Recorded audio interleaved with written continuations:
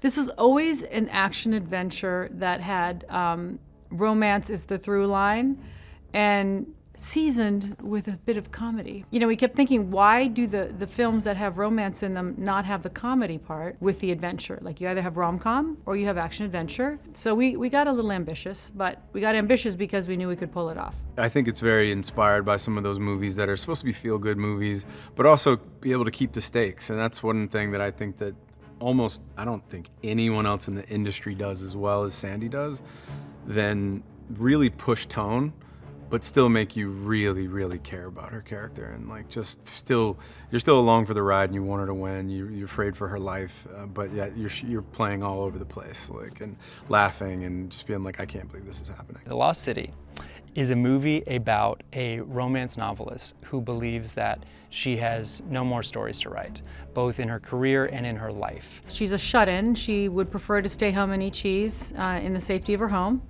Nothing wrong with that, right? But then she gets whisked away on this adventure, this very larger-than-life adventure that kind of becomes like one of her fantasy novels. And her cover model, who she does not get along with, goes to try to rescue her. And together, they start to come together, and she realizes that she does have more stories to write, not only fantasy romance stories, but she has more chapters in her life. Yeah, I don't know, the script was fantastic. And this one is just like an example of a fantastic, like, rollicking, like, adventure movie of the type that we don't really see anymore. There's like, because there is a self-awareness and a self-consciousness to this script, but it's also just like, it is what it is. We knew it would be this funny because of the subject matter. You put oil and vinegar together, you're gonna have problems, and hopefully those problems are funny. You have someone who shouldn't be in nature. You have a cover model who is trying to be the hero to get the shut-in author out of the jungle, and neither one of them should be in any atmosphere other than a hermetically sealed building with air conditioning. Alan is very much not Dash. Let's just say that. Dash is a completely fictitious hero of a swashbuckling character that always rides in on a white horse or swings in on a vine or a rope or something, you know, and saving the day.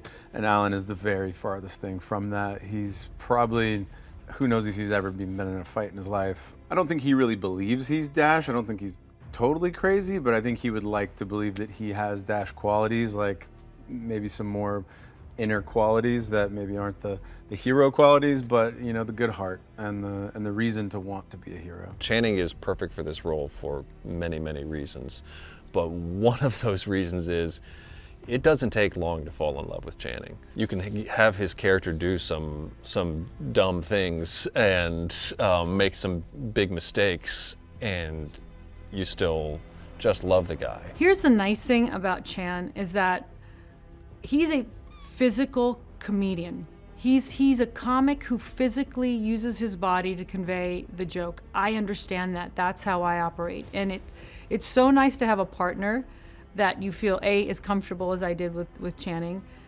B, we have really good timing. We're different enough that we complement each other, but we're also really helpful to the other one. If someone bats something at you, the other one will. But it's all physical. You know, this whole film was we were glued at each other's sides. So you have to really like the person and feel safe with them, and I really did, and I hope he felt the same with me. But I just like being in his presence. I like trying to see what physically we could come up with that day in a tight situation, because it's always in a tight, uncomfortable situation. I think that's the genius of Sandy and Channing, is that they can take a scene that maybe another actor wouldn't find that extra layer. I mean, the interplay between Channing and Sandra's characters is just like lovely, and seeing how they switch in those roles throughout the film is, I think, one of the great things about the writing, and what makes it, as you read it, kind of it keeps you engaged, because they are all real. They're very, the world is, I think that's one of the reasons the script works so well, is the world and the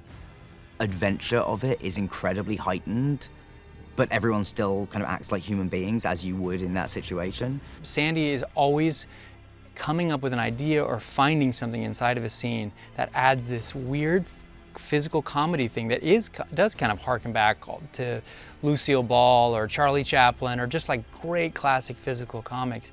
And Channing is the same way. He's just so self-deprecating. There's nothing about him that's ego-driven in the role of Dash, which is so important because Dash is such an innocent.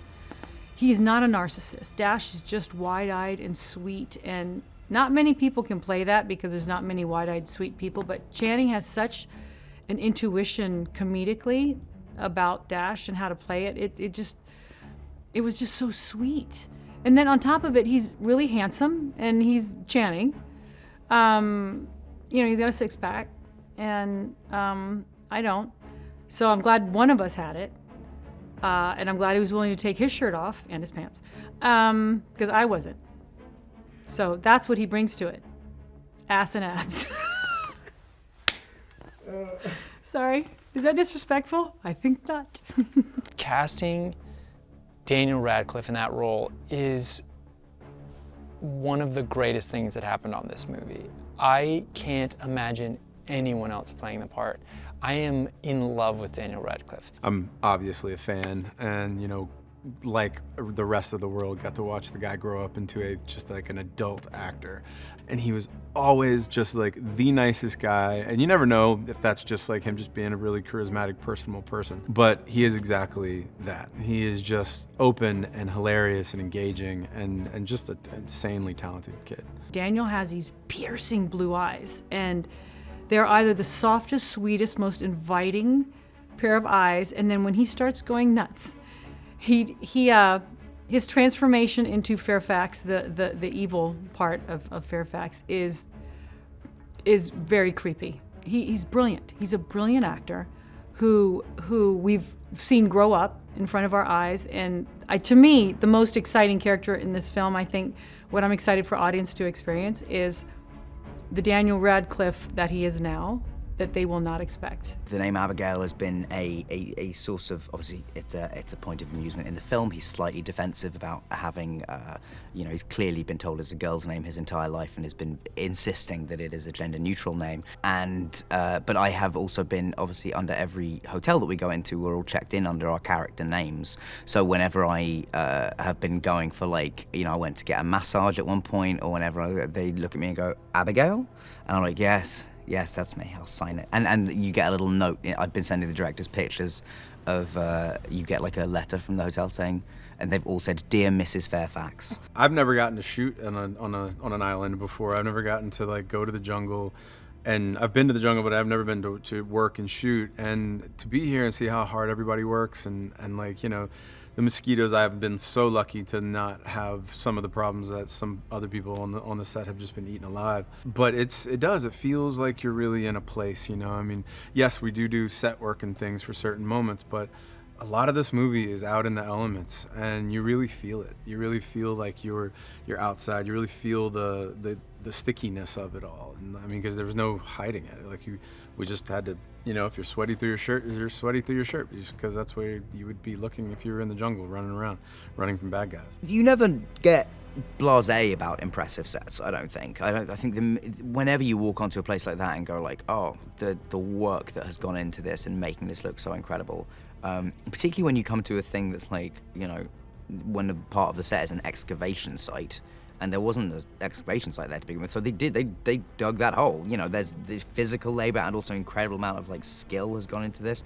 I feel like the art department, whenever you walk on a set and you go, oh, the art department have had real fun here. The romance novelists convention, I'm sure not all of those book titles are gonna get in the movie, but just every stall is really funny. They've come up with funny book titles and covers for all these romance novels, even down to the stuff where you when I pick up the copy of Lost City of D at one point and I'm reading it, and somebody from props has written out a few pages of this romance novel, and it's great. I love when you see the detail that goes into things that often the audience will never get to see, but it makes you, it helps when you're on set. I had to learn how to navigate in a onesie jumpsuit with a pair of heels in the jungle with no restrooms for 12-hour days. So what you do is you don't drink water and you pray.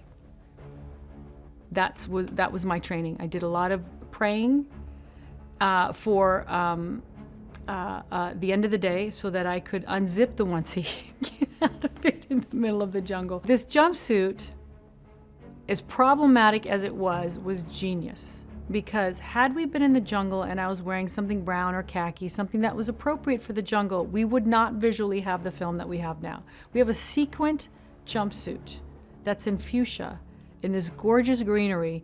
You know where we are. There's not 1 second, I don't care how far that helicopter shot gets, you know where we are. We save money on visual effects because you know where we are.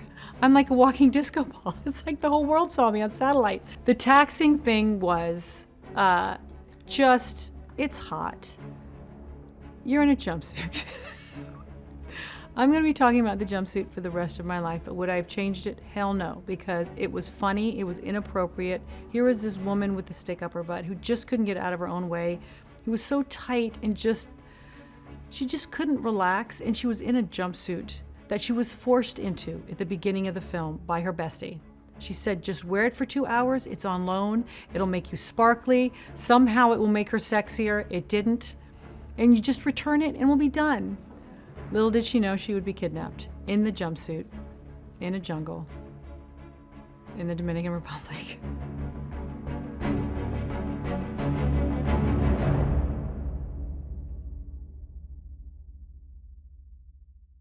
Good. Boot camp. Seriously. Come on, Sandy. Kidding. Just kidding. But it's so sweet. Come on, Sandy.